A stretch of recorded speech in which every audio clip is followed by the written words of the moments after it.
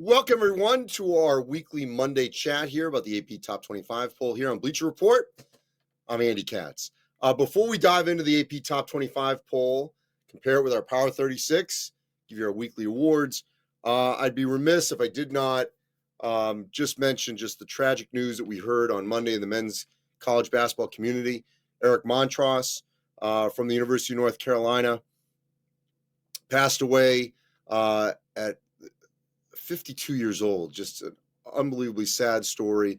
What an unbelievably gem of a human being. Had a number of interactions with him over the years as a player way back in the 90s, and then as an announcer for North Carolina and Westwood One. I've never heard anyone say a negative word about Eric Montross.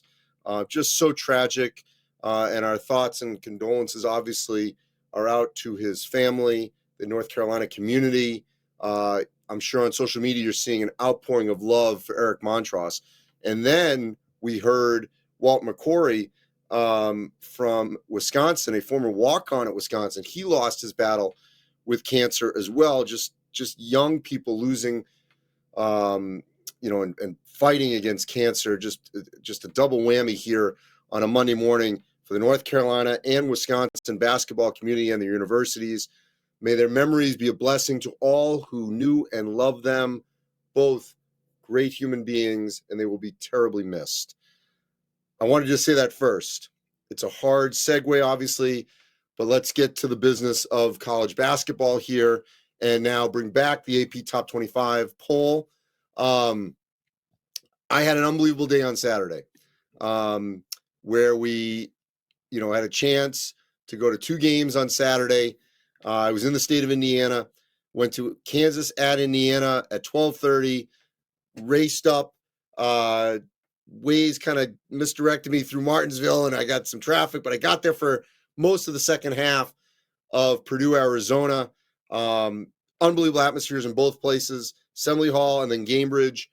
What did I see? I saw a Kansas team that came back on Indiana with experience in Hunter Dickinson, KJ Adams, DeJuan Harris, and Kevin McCullough Jr. They beat Indiana at Indiana. They are a title-type team.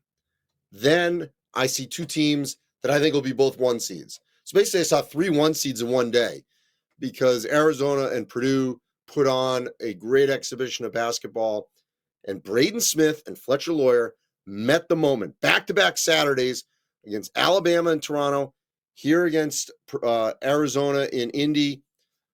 Zach Edey got his. He's the dominant player. We talked on Friday for our Player of the Year chat. He's far and away the number one choice right now. So what does this mean? It means that Purdue is the number one team in the country again. I think they're going to hold it for quite some time. They've got 2 more non-conference games. Then they're going to dive back into the conference.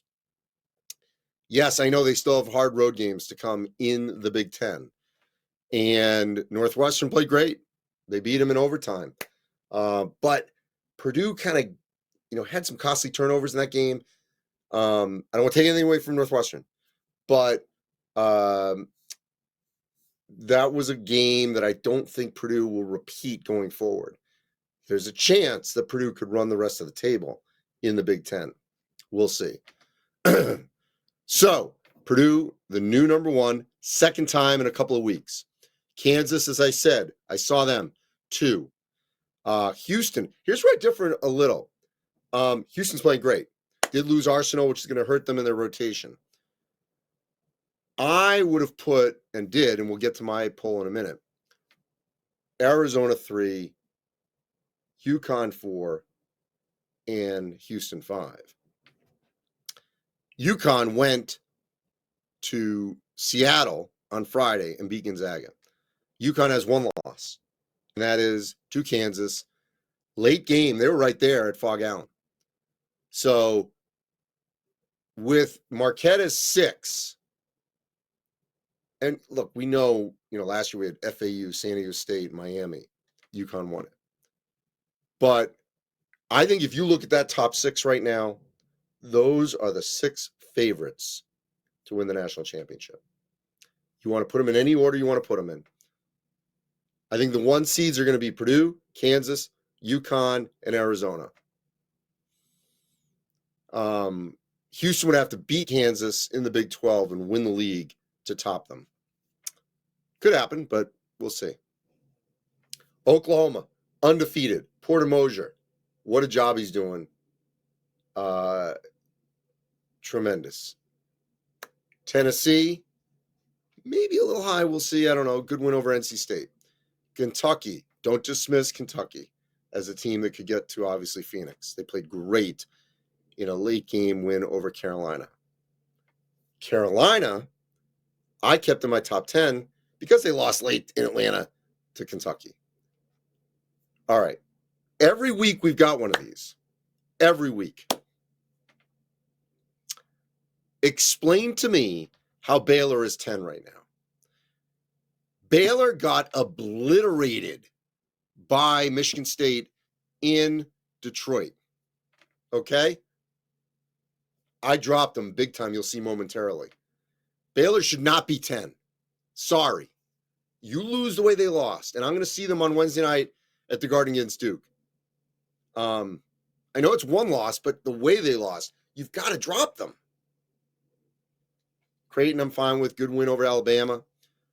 Illinois keeps winning. FAU, fine. Gonzaga, get them out. Out. I dropped them. The last couple of weeks, they've lost to Washington in Seattle, lost to UConn in Seattle. Colorado State, I'm okay, still in there. 1 loss, St. Mary's. They were down 2 starters. Okay, BYU. BYU has 1 loss. That was to Utah. I got Utah in there. BYU I put behind. Clemson. I've been big on Clemson, as you know, for a long time. Clemson suffered its first loss. To whom? Memphis. Why is Memphis 23? Memphis should be higher. Texas, JMU, Duke, fine. Virginia, I dropped. They barely beat Northwestern. And Wisconsin and Ole Miss. I got Ole Miss higher, undefeated. Ole Miss, by the way, beat Memphis. And now they're behind Memphis. So there's your top 20. Let's now go to my Power 36 before we take questions. Let's start on the screen. So there you go. Let's do a little comparison here. So as you see, Purdue, Kansas, UConn, Arizona, Houston, Marquette, Oklahoma, Kentucky. So you can extend it to the top 8 of teams that right now you could say, make an argument. I don't know if Oklahoma can do that, if they have the overall talent to get to the Final Four, but those are the teams playing the best basketball right now. Creighton, Carolina, Tennessee, Illinois. Let's go to the next group. There's Ole Miss and Memphis. Ole Miss undefeated. Beat Memphis. Memphis beat Clemson. So look at that. Ole Miss, Memphis, Clemson. Boom, boom, boom. Auburn. Auburn looked great in crushing USC. Where is Auburn? Back-to-back weeks. Beat Indiana and Atlanta. Beat USC at home. Come on. Give some love to Auburn here. Duke, Wisconsin, Colorado State, Colorado. I think Colorado's the second best team in the Pac-12. I think it's going to be Arizona, clearly, then Colorado. James Madison, Florida Atlantic, Ohio State, beat UCLA in Atlanta, Arkansas. I still feel good about the Hogs, even though they've been struggling a little. Let's go to the next group. There we go. Look at who I got at 25. Nebraska. Fred Hoiberg. I think he's going to do it. I really believe he's going to do it this year. Rink Mast. Casey Tominaga. Juwan Gary. CJ Wilcher. Bryce Williams. That's a good 5 right there. Beat Michigan State last Sunday. Then had to go to K-State on the road at Bramlage. Same place where K-State beat Villanova. They're really tough to beat there. And Nebraska went in there and won and was so good defensively. I've been on Nebraska. I think they got a real shot to make the tournament. There's Michigan State Baylor. Now you say Michigan State, finally they win 1 game. You put them in your 36. They look great. We'll see if they can hold the position. Texas, South Carolina, 1 loss to Clemson. There's Utah. There's Virginia. There's New Mexico, Richard Pitino. They are on a huge winning streak right now. Their 1 loss was to St. Mary's on the road. There's BYU. There's St. Joe's. St. Joe's right now, best team in the A-10. B. Villanova, Grand Canyon, and Drake. Drake is playing great out of the Valley.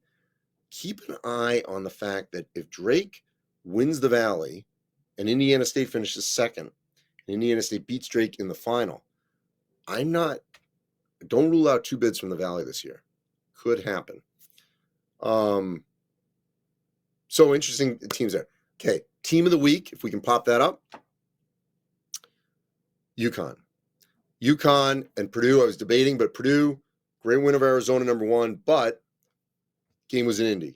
UConn goes out to Seattle and beats Gonzaga. Huge win for the Huskies. Now, who was my player of the week? Okay. Chicago State's William Cardette. Okay. Oh, excuse me, Wesley Cardette. Wesley Cardette Jr., our March Madness player of the week. Wesley Cardette had 30 points in the upset of Northwestern. They were winless historically against the Big Ten. And Wesley put on a show, shocking Northwestern a week after they beat Purdue. Then he goes and they play Valpo.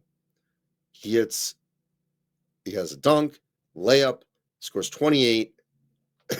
Excuse me. And what an unbelievable week he has. So he's got almost 60 points in 2 games.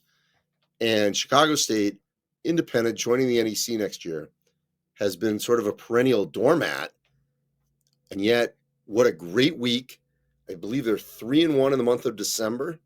Wesley Cardette, by the way, was a top 60 player out of high school down in Florida, in Orlando. Started his career at Samford before he went to Chicago State. And I thought he deserved it. He had a great week. All right, before we get to your questions, let's look at our games of the week. Games of the week this week. Like last week, it's a little spotty because last week we had finals. This week we've got the holidays, obviously. So no games on Sunday, Christmas Eve, but there are some critical games. If we will pop these up here momentarily, while we wait for that, I will just say that, let me take a couple questions while we wait for that. First, I will just say Ole Miss is ranked. Ian Evans, yes, and they should have been. I'm glad they were. I've been looking at them as being ranked. Jay Huber, how do I feel about Rutgers this year? Well, with Mawant Mag back, okay, Rutgers is going to be one of those teams, and I look at the Big Ten in that bottom part of Rutgers, Michigan, Maryland. Which one of those 3? Because I think Nebraska is going to stay up there with Indiana, Michigan State, Northwestern as that sort of next group. Could Rutgers be, the 8th team to get in maybe? They got a lot of work to do. Huge game for them is against Mississippi State this week. You got to get that game if you're Rutgers. Beat Seton Hall. They're starting to play well. I agree with you. The Ace, Colorado should have been ranked. I have them. Again, Swaggy K. Ohio State in my power 36. Okay, Jay Seif, how can you say Purdue is a fraud? Purdue has an unbelievable resume. Jay Seif, you are a fraud for even saying that, okay? What are you talking about? Braden Smith and Fletcher Lawyer have answered the bell. Think about what Purdue has done here. Let's look at this. They beat number 6 Marquette. They beat number 8 Tennessee. They beat number 15 Gonzaga. They beat number 4 Arizona. They beat Alabama, who was ranked at one point. You don't see them on your screen. They beat Xavier. Again, another quality team. So you don't know what you're talking about. They are not a fraud at all. Okay? That's a ridiculous statement. I'm Batman says, shout out to me for giving Nebraska their love, their flowers. Impressive against K-State. They were defensively amazing.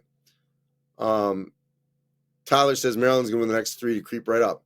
Nichols, UCLA, Coppin State, Purdue. Well, if they do all that, well, first of all, they should beat Nichols. UCLA's on the road. If they win that'll be significant. Coppin State, yes. They beat Purdue again. All right, let's talk. We'll talk about that. But they got a lot of work to do. Resume is a little light right now. I agree with you, Palo 6 on Memphis not getting the respect. All right, they should be higher than 23. No question. So on Duke, how do they get back to the top 10?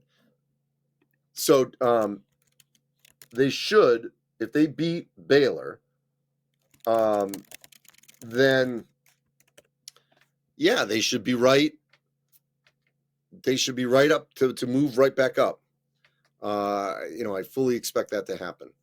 But I think it's gonna be a great game. Anytime Duke plays at the Garden, it is a great atmosphere. It's like a Duke North home game at Cameron. All right, so let's dive back in. I teased it.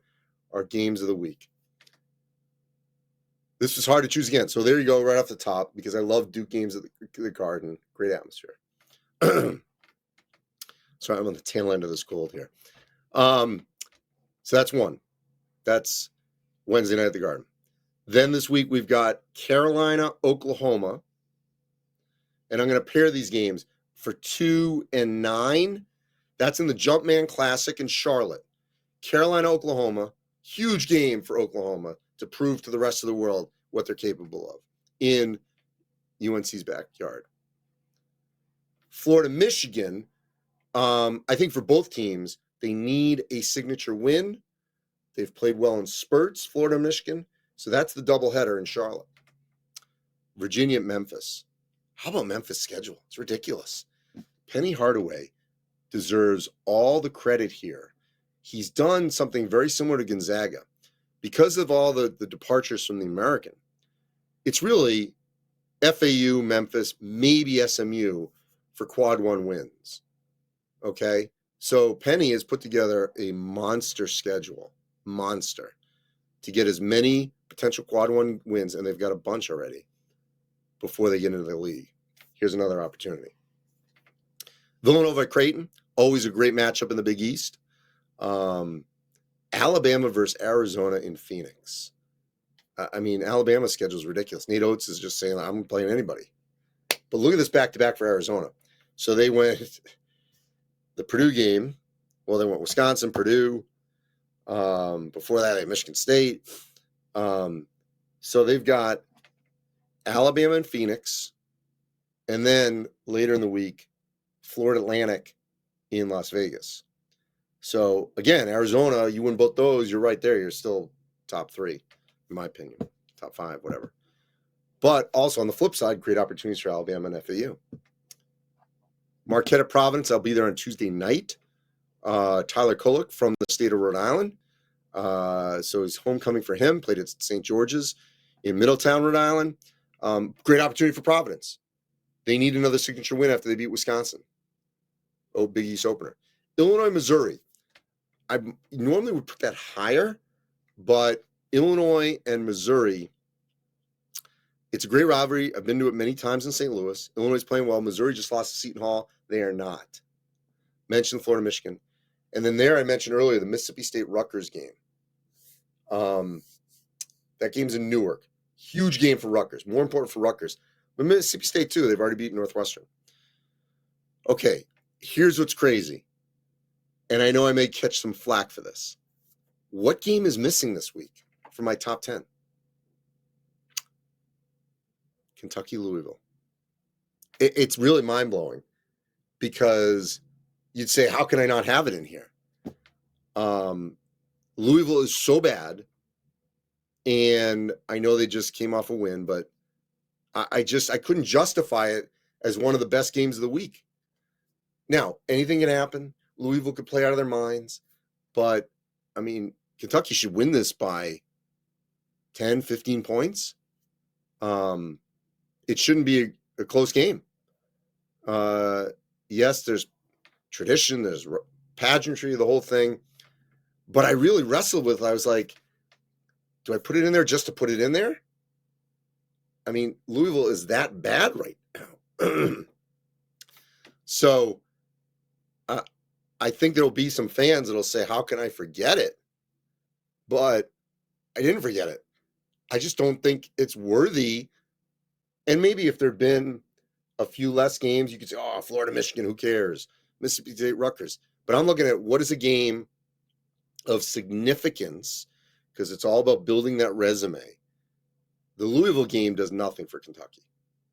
And Louisville's going nowhere. So if you upset Kentucky, you're not going to make the tournament. I mean, they'd have to win the ACC tournament. And I mean, if Kentucky loses it, whatever, their resume is going to be fine. So I'm not sweating that. But yeah, I mean, I really wrestled, like, how do I not include it? But I just don't see it as significant. And that's what's crazy right now with the state of the Louisville program. Kentucky's fine.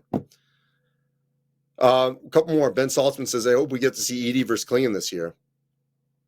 Well, if we see it, we're going to see it in the Final Four. So, yeah, that'd be great. K. Cal Day says, Kansas is really good. I don't think they have enough shooters. They're going to be beasts for good teams to guard. Yeah, I mean, they could win it. I love their experience. And then Saltzman also says UConn Seton Hall Jersey could be a fun one. I could have included that. Seton Hall's coming off that win over Missouri. Sure. And any Big East game with UConn's great because everyone gets up for the Huskies.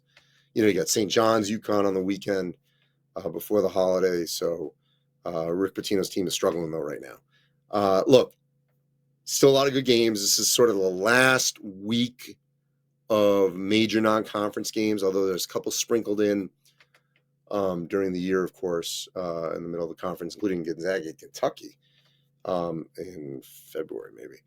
So, Purdue, your new number one. I think they will hold it for a little while.